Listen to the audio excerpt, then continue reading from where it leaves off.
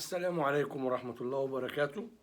جمهور أعظم نادي في الكون، جمهور النادي الأهلي العظيم. تعالوا نقعد نتكلم مع بعض أكننا قاعدين مع بعض كده على قهوة بلغتنا مع بعض في القهاوي. المشهد بتاع انسحاب الزمالك وعقوبة الكهرباء، المشهد ده إيه بالظبط؟ حقيقته فين؟ أنا هقول لكم رؤيتي الشخصية للمشهد، أنا شفته إزاي. مبدئيا كده أنا هقر إن في عقوبة، بس طيب هو حتى لو في عقوبة، البطولة دي بطولة كاس سوبر السنة اللي فاتت، كاس مصر السنة اللي فاتت، فأنت بأي حق عايز توقف الشناوي وكهربا وعملت دي حجتك اللي هتكلم فيها قدام، يعني ايه حجتك؟ ومش عايز تلعب المباراة. دي نقطة. النقطة التانية، كهربا فات على ماتش القمة اللي حصلت فيه مشكلة 4 أشهر، جاي بتعمل إيقاف للاعب بعد 4 شهور. يعني لو افترضنا في ال4 شهور دول الاهلي كان بيلعب مثلا في شهر 6 متوشه ولا حاجه، هقول 4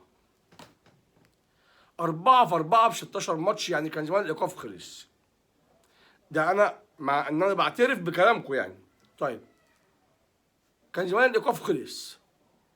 اذا انت عامل عقوبه مقصود بيها ان كهربا ما يلعبش مباراه السوبر قدام الزمالك، عشان بس ايه ما نقعدش نتنطط زي الكره الشراب ونقعد نقول اصل اللوايح ومش اللوايح. اصلا العقوبه معموله على لوايح باطله. بس انا همشي معاكم ان الموضوع فيه عقوبه، بس حضرتك جاي بتعملها لي بعد 4 اشهر قبل لقاء قمه على كاس سوبر بين اهلي وزمالك، وعقبال ما ال 12 ماتش يخلصوا، يعني مش هيلعب ده، وعقبال ما ال 12 ماتش اللي انت حطيتهم اللي هو مفيش حاجه في اللعبه دول 12 ماتش يخلصوا، يكون ماتش الدوري كمان ايه؟ الدور الثاني عدى.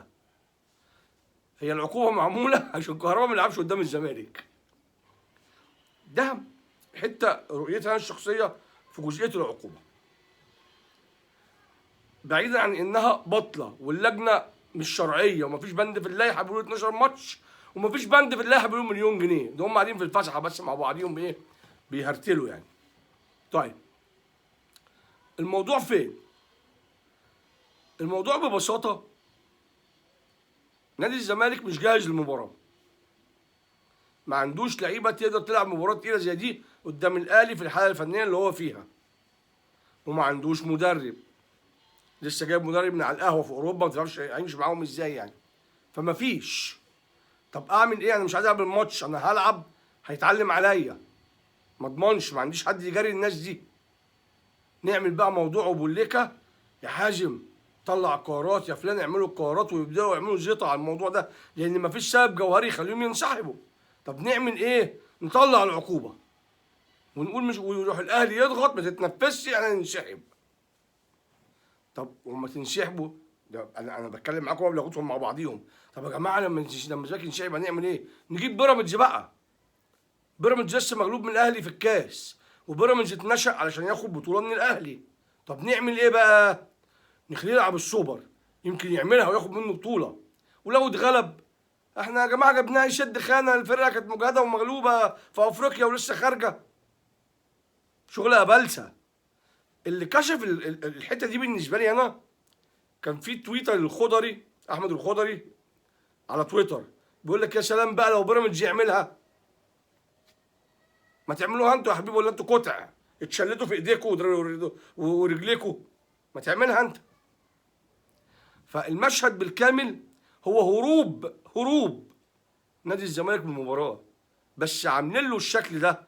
النهارده حازم بيه امام طالع يقول لك ايه؟ انا مش هسافر الامارات ومش هقدر الماتش عشان خاطر تم تجميد عقوبه الكهرباء وعدم اعتماد اللوائح. لوائح ابو لوائح يا مزور انت. لوائح ايه؟ اصلا العقوبه قائمه على لائحه باطله. مين اللجنه دي؟ دي لجنه جايه منتخبه من الجمعيه العموميه؟ لوائح ايه بس؟ انت بتاخد نمره بتكمل بقيه الفيلم بقى وبقيه الاتفاق. عايز تعمل بطل وذكر قدام الجمعيه العموميه بتاعت النادي بتاعك بس عايز تنزل بقى انتخابات. ما تسافرش يا عم. ده الاهلي لو بيلعب البراجيل هيعمل دعايات مش هتعرفوا تعملوها وانتوا موجودين. انا مش فاهم الناس دي بتفكر ازاي، باي منطق يعني. انا يعني ايه الدماغ دي؟ وبعدين مقتنعين تمام الاقتناع ان ان هم صح في الانسحاب. يا حبيبي العقوبه بتاعت كهربا على البطوله القديمه، على الدوري اللي احنا فيه ده، كاس السوبر ده بتاع السنه اللي فاتت. معرفش يعني، انا مش عارف. بس انا بقول لكم، انا رؤيتي للمشهد يا جماعه، الزمالك بيهرب من المباراه. المباراه تقيله على نادي الزمالك، ده هروب ومتسيستم له الامر ومعمول له الفيلم ده كله، وفي الاخر يقول لك عشان احنا العقوبه ما اتنفذتش فاحنا هننسحب. تسحب ايه؟ ما تلعب واكسب يا عم. كهربا ايه اللي انت خايف منه؟ كهربا هيبطل نادي الزمالك كوره ولا ايه؟ كهربي عالمي والله العظيم يا ابني. فالفيلم كله زي ما قلت لكم الترتيبه دي، وجايبين بيراميدز وعشان يلعب الماتش يمكن لعل وعسى لا قدر الله يعني تيجي معاهم، يبقى عمل الهدف اللي هو اتنشأ من اجله، خد بطوله من الاهلي. وبعدين في نقطه تانية، بعض الاصدقاء على تويتر اشروها، بيقول لك ان التذاكر لما اتحجزت في الامارات، اتحجزت من جمهور الزمالك. النهارده الزمالك مش هيلعب. لما الجمهور اللي دخل ده لو عمل كارثه في الاستاد مثلا، هتحاسبوا مين بقى ان شاء الله؟ الاهلي ولا بيراميدز بقى ولا مين؟ جمهور مين ده بقى اللي هيتحاسب؟ ادي سقطه تانية اهي. طبعا هم عارفين انهم مش هيلعبوا الماتش، استنوا لما باعوا التذاكر والفلوس دخلت والكلام ده كله، والجمهور قال لك يخش يشجع، جمهور الزمالك يخش يشجع البيراميدز. ماشي ماشي، ما هو اصل هي الصوره كانت واضحه يا جماعه، والله الصوره واضحه. اوعى حد يوهمك ان هم على حق. عايز واحد بربع جنيه تفكير. الناس دي خايفه تقابل الاهلي، الناس دي خايفه كهربا يجيب فيهم جون تاني، حتى لو كسبوا الماتش وكهربا جاب فيهم جون هيتنكد عليهم. هم مش عايزين يوصلوا للسيناريو ده. بوظوا الكوره في مصر، افسدوا المشهد الكروي في مصر، خلوا الكوره كلها حرب عصابات. ما تلعب يا عم، في ايه مالك؟ انت عايزني اوقف لك اللعيب قبل البطوله في بطوله تانيه خالص؟ هفترض جدلا يا عم ان كهربا موقوف يا عم، بس دي بطوله ودي بطوله. الشناوي موقوف، ده في الدوري وده في كاس السوبر، دي حاجه ودي حاجه.